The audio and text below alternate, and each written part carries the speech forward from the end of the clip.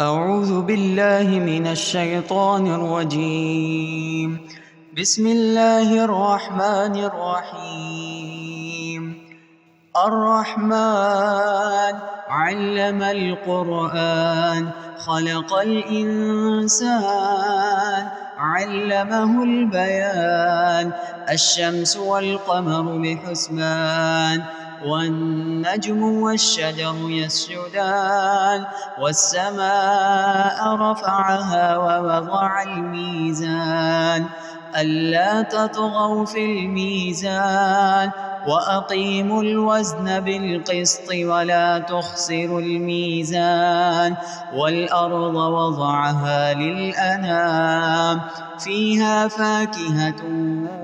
والنخل ذات الأكمام والحب ذو العصف والريحان فبأي آلاء ربكما تكذبان خلق الإنسان من صلصال كالفخار وخلق الجان من مارج من نار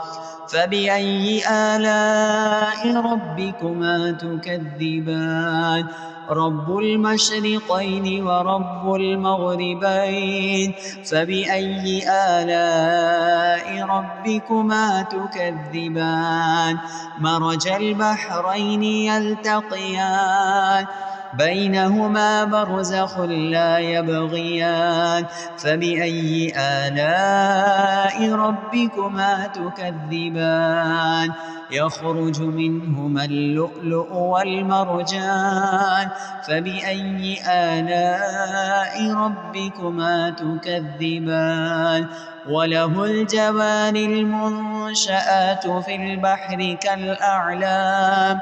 فبأي آلاء ربكما تكذبان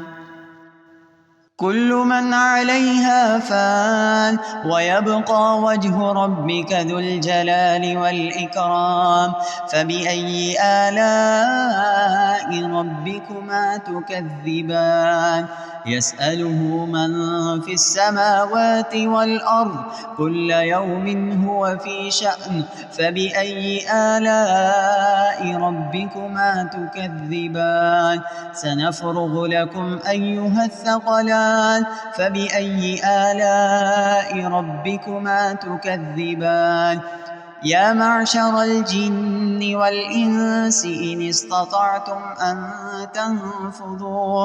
أن تنفذوا من أقطار السماوات والأرض فانفذوا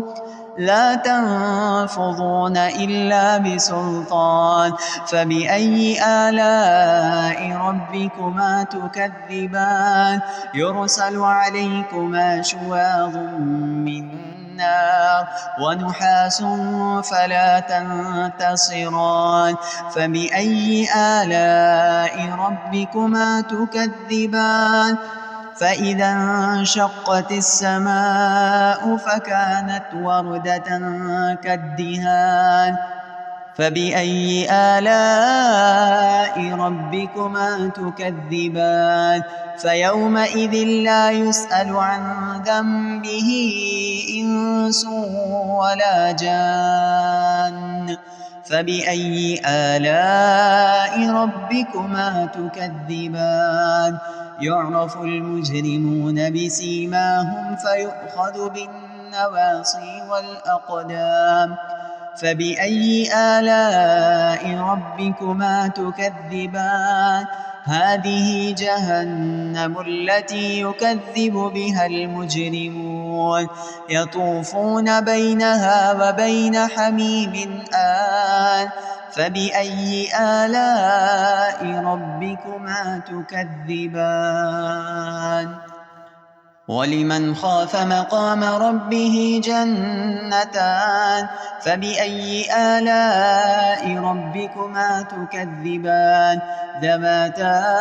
أفنان فبأي آلاء ربكما تكذبان فيهما عينان تجريان فبأي آلاء ربكما تكذبان فيهما من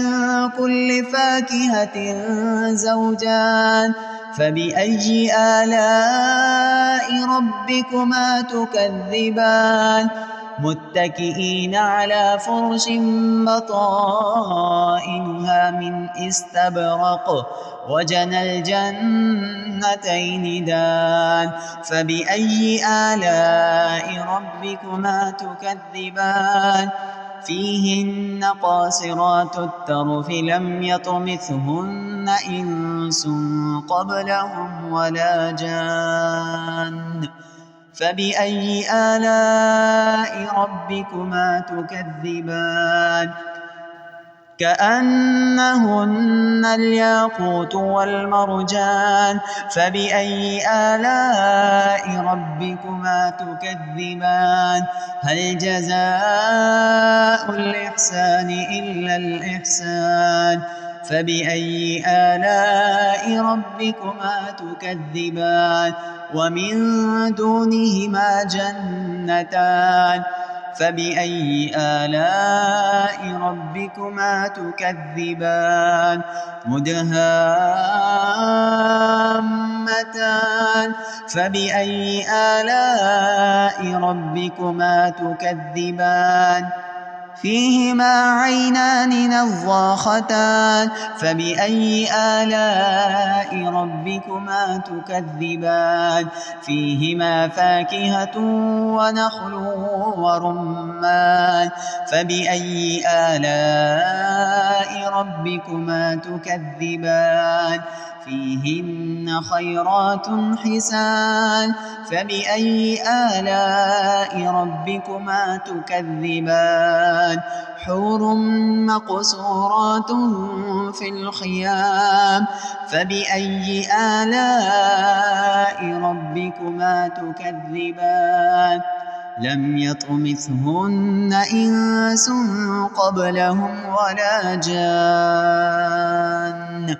فبأي آلاء ربكما تكذبان متكئين على رفرف خضر وعبقري حسان فبأي آلاء ربكما تكذبان تبارك اسم ربك ذي الجلال والإكرام صدق الله العظيم.